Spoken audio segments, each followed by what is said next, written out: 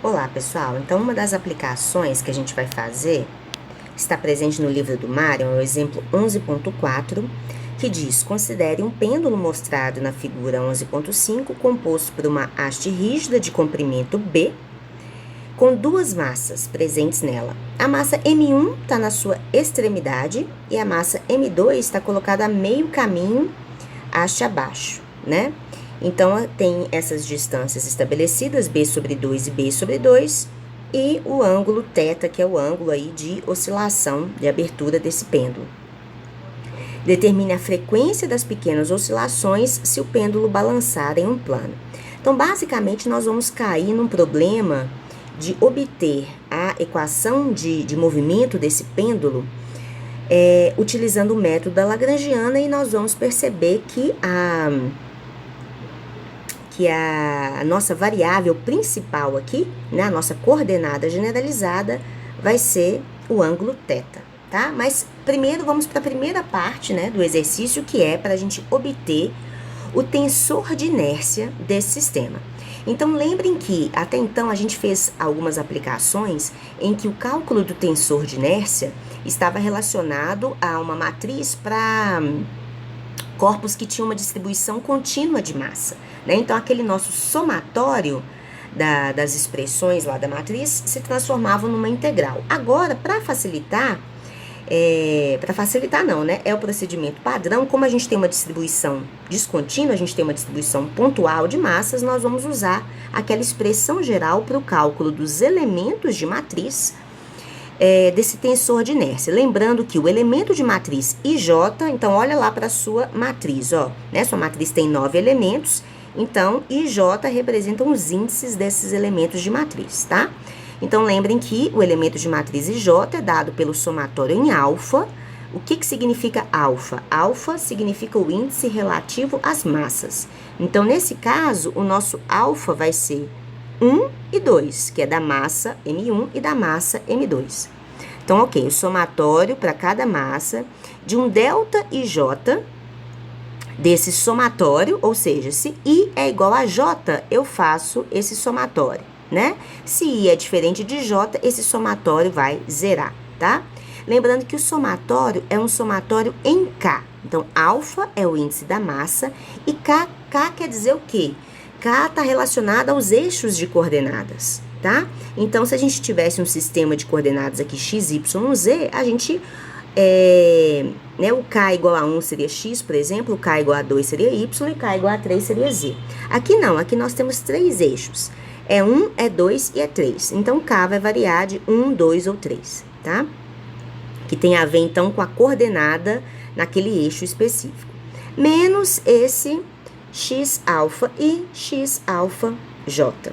Então, a gente vai ser importante a gente abrir aqui. Eu vou fazer com vocês para facilitar, né? Eu vou fazer pelo menos 2 elementos, um que envolve índices iguais e um que envolve índices diferentes, para a gente perceber a sequência lógica aí que a gente tem que adotar. Então, deixa eu copiar essa parte. Peraí.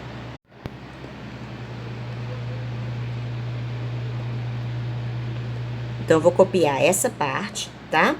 Pra gente lembrar como é que eu expresso esses elementos. Então, vamos começar com o nosso primeiro elemento, que é o elemento I11. Então, vou escrever o elemento da matriz por extenso. Então, ele vai ser definido como somatório para as massas. Então, vou pegar minha primeira massa, ó, a minha massa é M1. O que é importante a gente lembrar aqui, gente, que tá lá no enunciado do problema. Aliás, nem tá no enunciado, né? Mas ele comenta lá no Mário, explicando atentamente aqui os eixos, tá? Então, quais são os eixos que vão ser utilizados aqui como sistema de coordenadas? Lembram que, né, vão ser 3 eixos que tem que ser ortogonais entre si, né? Então, o E1 é a direção que está ao longo da haste, tá? Então, todas as massas estão na direção E1. E2 está nesse plano da tela suas, só que é perpendicular a E1. E E3 é o vetor perpendicular ao plano da tela, tá? Então, quando eu estiver olhando para os meus índices K, que vão 1, 2 e 3, o que é o 1? O 1 está relacionado à posição no eixo 1, né? As coordenadas ali no eixo 1. O 2 está relacionado à posição das massas no eixo 2. Notem, então, que quando eu estiver querendo localizar essa variável de índice 2, ela não vai existir. Por quê? Porque não tem nenhuma massa nessa direção. A direção é 2, tá? Da mesma forma para E3, que é o eixo perpendicular aí. Então, vamos lá. Então, o elemento E1 vai ser, ó, vou pegar a primeira massa, M1. Então, vamos lá. Delta de I e J. Delta 1, 1, né? Então, I é igual a J, esse delta, ele vale 1. Lembra que se I é diferente de J, ele vale 0. Então, esse delta permanece e vira aqui o somatório em K. Então, deixa eu escrever aqui o somatório em K de x1K ao quadrado. 1 representa a primeira massa, tá? O K eu vou variar, menos aqui x1. Opa. Deixa eu desmanchar. O I vale 1 e o J vale 1, né? Então, vai ser x11, x11, x11, tá? Porque a massa, o alfa, é 1 e o I e J são 1. Então, esse termo aqui significa x11 ao quadrado, tá? O que quer dizer isso, gente? Ó, esse índice é da primeira massa. E essa aqui é a coordenada da primeira massa no eixo 1, tá? Coordenada da primeira massa no eixo 1, tá? Então, vamos abrir esse somatório. Então, meu elemento I11 vai ser igual... Ah, depois tem que somar aqui para o M2, né, gente? Então, calma. Deixa eu arredar aqui. Então, mais aqui o M2... continua sendo índice 1, 1. Então, o delta ali, ok, é 1. Vira aqui o somatório, mesma coisa, em K. Só que agora é x2K ao quadrado menos x21, x21. Tá? Então, esse termo aqui vai virar o x21 ao quadrado. Ok, então, I11 vai ser igual a M1, que multiplica. Como é que fica esse somatório? Olha... Eu vou colocar aqui de cor diferente para a gente ver que vários desses termos vão se anular. Então, esse somatório seria o x11 ao quadrado mais x12 ao quadrado mais x13 ao quadrado. Continuando aqui, tá, gente? Eu vou pegar esse menos x11 ao quadrado. Então, ó, a gente já vê que esse termo vai cortar com esse termo. Então, dentro desse parêntese para a primeira massa, sobra o x12 ao quadrado e o x13 ao quadrado. Vamos pensar o que significa isso. O que é o x12? Quer dizer que é a posição lá da minha massa 1, só que no eixo 2, tá? Então, olha para o seu eixo 2, que é essa direção. Existe alguma massa posicionada no eixo 2? Não, tá? Nem no eixo 3, que é o eixo perpendicular aqui ao plano da página. Então, esses elementos aqui vão ser iguais a 0, tá? Então, na verdade, todo esse parênteses aqui zerou para a minha primeira massa. Só conferindo aqui minhas contas, ó. Realmente, zera tudo ali na primeira massa. Vamos investigar aqui para a massa 2. Então, vou até deletar essa primeira parte. Então, para a massa 2, vamos abrir esse somatório. Então, vai ser x21 ao quadrado mais x22 ao quadrado mais x23 ao quadrado, continuo, menos x21 ao quadrado. Então, esse termo já corta com esse termo. Vamos pensar sobre esses elementos. O que quer dizer isso? Quer dizer a posição da massa 2 no eixo 2. Notem de novo, não tem nenhuma massa nesse eixo, então isso é 0. E isso aqui é a posição da massa 2 no eixo 3. Ela nunca vai estar no eixo 3, elas estão sempre no eixo 1. Então, zerou tudo, gente. Então, o meu elemento I11 é igual a 0, como a gente viu aqui anteriormente, tá? Ok. Vocês vão ver, né, o resto das contas ali no PDF. Vamos fazer mais um elemento. Então, já descobrimos esse. Vamos fazer agora o elemento... Deixa eu ver um que vai ser mais complicado aqui. Vamos fazer o I12 e o I13. Então, ó, o I12. Lembra que o I12 é igual ao I21, não é isso, gente? Por quê? I12 é igual ao I21 porque a nossa matriz é sempre simétrica, tá? Então, ó, o I12, vamos focar nesse aqui, tá? Ó, nesses índices. Então, vai ser lá o somatório das massas. Então, vou pegar minha primeira massa, M1. Agora, eu vou pensar o seguinte, olha lá. Delta e J. Delta e J. O I não é diferente de J, então já zerou, né? Então, o delta é zero, então já zerou esse termo aqui, todo que tá dentro do somatório. Só sobra essa parte da subtração, então vai ser menos x. Primeira massa, ó, alfa igual a 1, I é 1. Agora, x, alfa igual a 1 e o j é 2. Então, sobrou isso aqui. Vamos pensar sobre essas coordenadas. O que é o x12? A mesma coisa. É a coordenada lá, a posição, não é isso? Da minha partícula 1 no eixo 2, 0. Então, zerou esse termo todo. Continuando, mais, então, M2. O delta de novo dá 0, não é isso?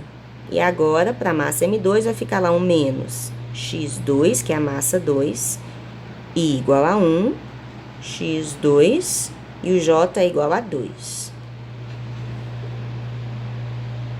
Aqui é a mesma coisa, ó, por que vai zerar? Porque essa coordenada aqui vai dar 0, porque ela quer saber da posição da massa 2 no eixo 2, né? Isso aqui é diferente de 0, olha.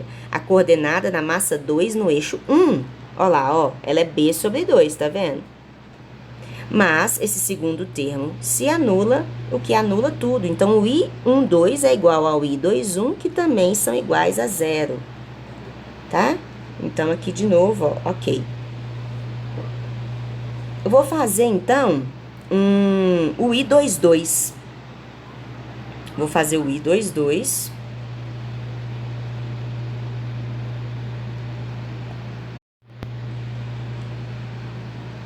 Então, dando sequência ao I22, que vão ser contas maiores aqui, porque não vai zerar, né? Então, ó, vou pegar lá, tô na sequência do meu somatório, somatório em alfa. Então, vou pegar minha primeira massa. Olha o meu delta. Delta 22. Então, I é igual a J, eu tenho que fazer o somatório. Somatório lá dos Ks, ó. Então, quer dizer, o somatório dos eixos, não é isso? Então, ó, é o X. Lembra que a sua massa é a massa 1. Então, alfa é 1.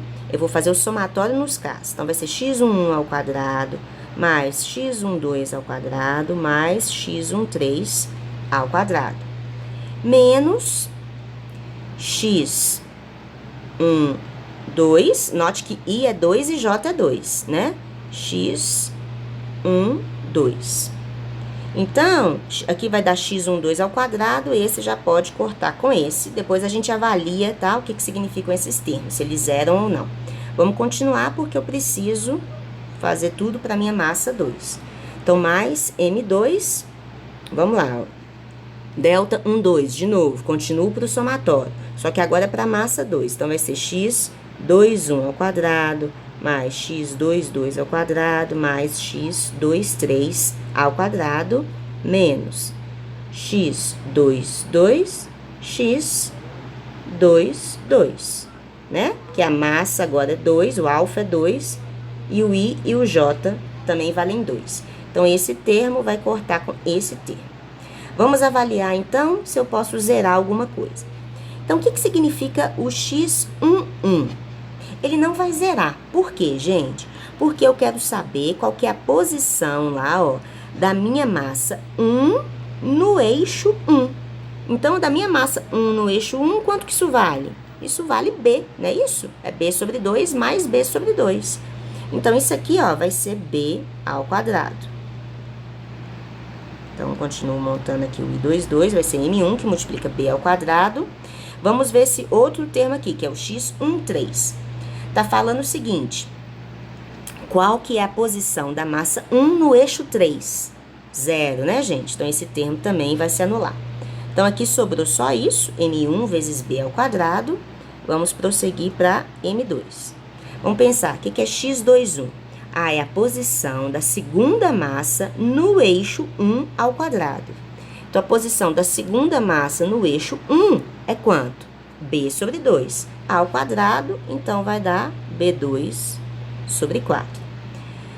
Vamos avaliar esse outro termo, a posição lá, ó, né? O valor da coordenada ali da segunda massa no eixo 3, 0.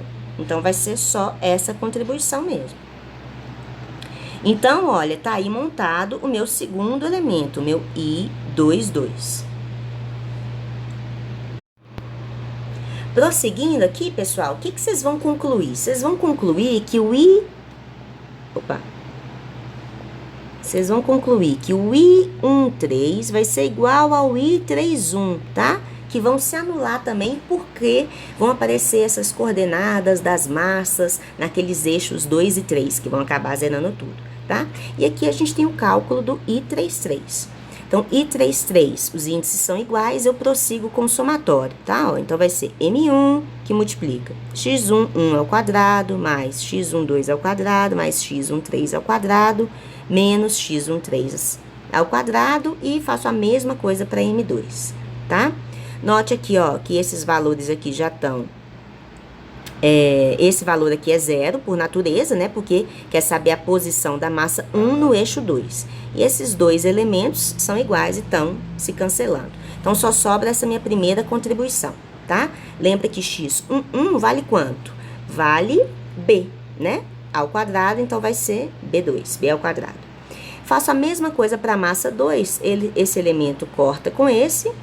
Esse aqui, ó, é zero por natureza, porque é a posição lá da massa 2 no eixo 2, ok? Então, vai sobrar só esse termo, que é b sobre 2, ao quadrado dá b2 sobre 4. Então, aí a gente montou o nosso tensor de inércia, com esses elementos todos aqui, ó, iguais a zero, e sobram apenas dois elementos da diagonal principal, que é o elemento aqui I22 e o I33.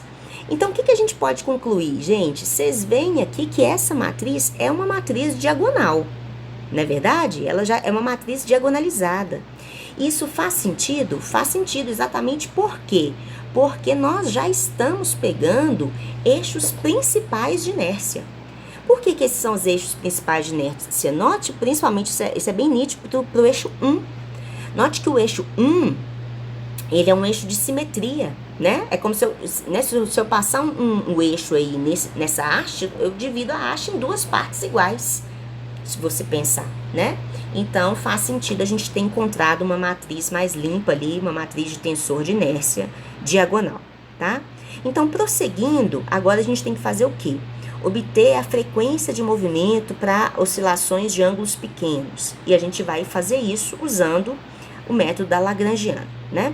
Então, vamos lá. A gente sabe que Lagrangiana é a diferença entre a energia cinética e a energia potencial. E a gente viu nas aulas passadas que a energia cinética, que no caso aqui vai ser uma energia cinética de rotação, né? Rotação lá em torno do eixo é 3, não é isso, gente? Essa energia cinética de rotação, ela pode ser dada por meio do vetor velocidade angular, produto escalar com o momento angular. Então, isso aqui é momento angular, isso é um vetor, não confundir com Lagrangiana, tá?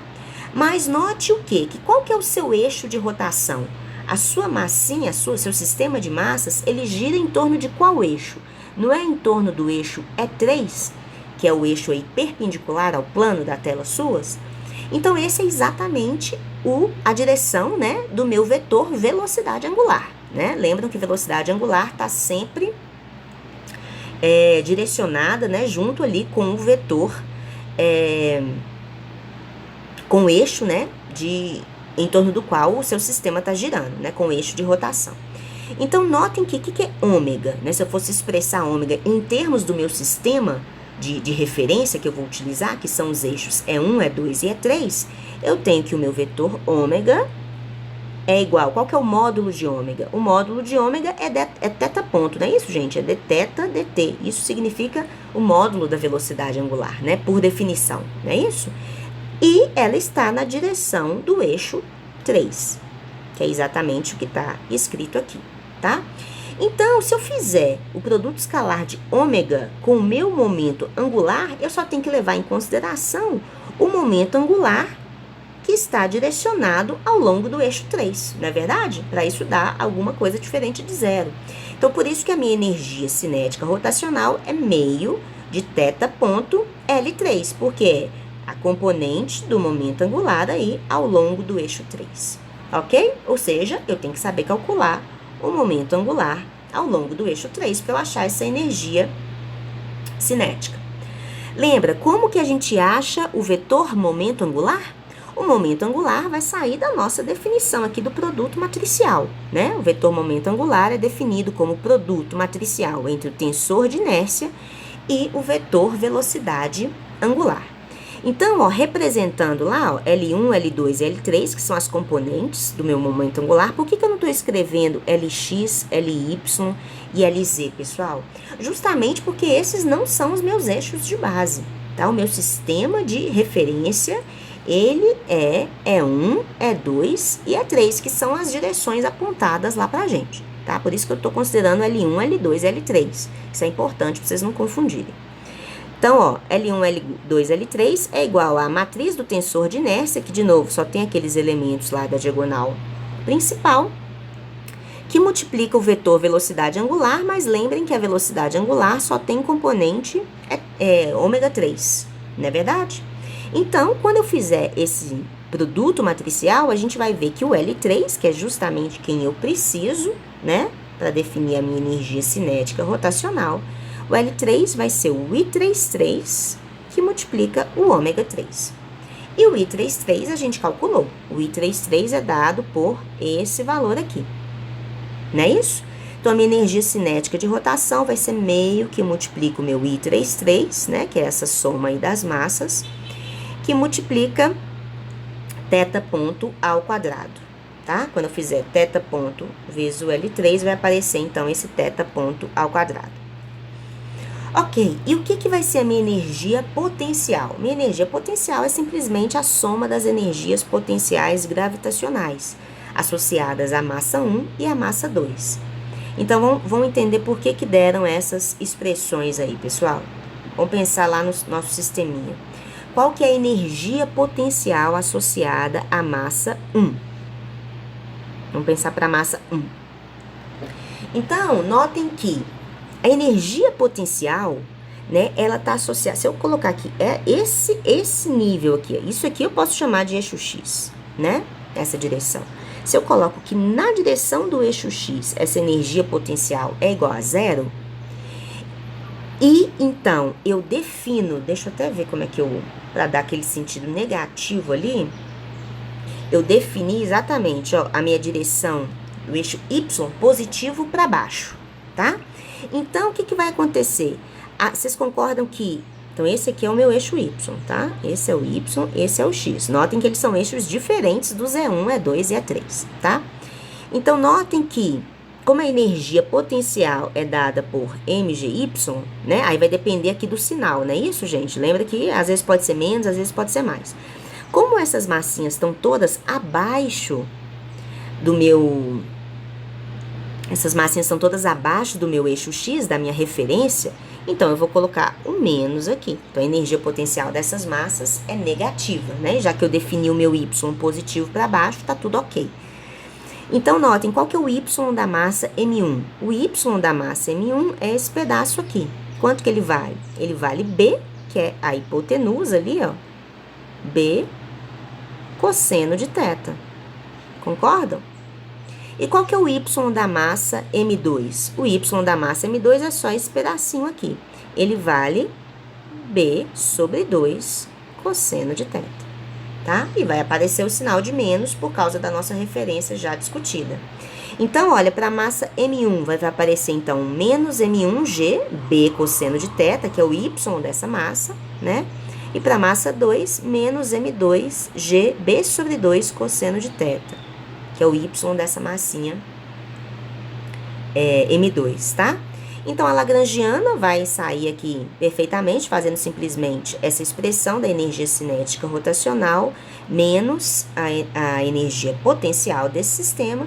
E aí, eu vou aplicar as equações de Lagrange, já para as minhas coordenadas generalizadas. Então, quando a gente olha para essa expressão da lagrangiana, a gente vê que a única coordenada generalizada que existe aqui, né, que é a minha coordenada independente desse problema, é θ. Então, a minha equação de Lagrange fica ΔL Δθ menos a derivada temporal de ΔL Δθ ponto é igual a 0. Então, o que eu fiz aqui foi estabelecer essas derivadas, tá? Vocês vão ver pelo PDF, né? Que tá tudo certinho. Vou chegar nessa expressão aqui, simplesmente aplicando essa minha equação de Euler-Lagrange. E quando eu chegar nessa expressão, por que ela representa a minha equação de movimento? Basta que eu isole, então, olha, o θ dois pontos, que é justamente o quê, gente? A aceleração angular. Se eu tenho a aceleração angular, que é o meu θ dois pontos, também chamado aqui de alfa, né? Se eu tenho o meu θ dois pontos, eu integro, eu tenho a minha velocidade angular em qualquer instante de tempo. Se eu integro, eu tenho o ângulo em qualquer instante de tempo, tá resolvido o meu problema, tá? Mas ele perguntou mais especificamente sobre a frequência de oscilação. Então, vamos pensar o seguinte, pessoal. Quando a gente tem, para ângulos pequenos, né, ele fala, quando a gente tem ângulos pequenos, a gente pode aproximar a função seno de θ pelo próprio θ, né? Se você fizer isso na sua calculadora em radiano, você vai ver que essa é uma ótima aproximação. Né? Se você tem um ângulo θ e tira o seno dele, vai dar um valor muito próximo aí, tá? Então, eu vou substituir aqui, onde tiver seno de θ, eu vou colocar θ. Então, a gente vê que essa fica uma equação desse tipo aqui, ó. Uma equação de segunda ordem, em que a aceleração angular, ou seja, a derivada segunda do θ, se relaciona com o próprio θ a partir dessa constante aqui, ó. Que é esse quociente, tá? Lembrem que é exatamente esse é o formato da equação diferencial, em que esse termo de proporcionalidade, então, que relaciona a derivada segunda com a própria variável, isso aqui é a frequência angular ao quadrado, né? Então, a frequência angular ao quadrado vai ser dada justamente por essa minha constante de proporcionalidade. Aqui eu só escrevi ela mais bonitinha, colocando o B em evidência, tá? Então, essas são as frequências angulares, na verdade, a raiz disso, né? São as frequências angulares para pequenas oscilações.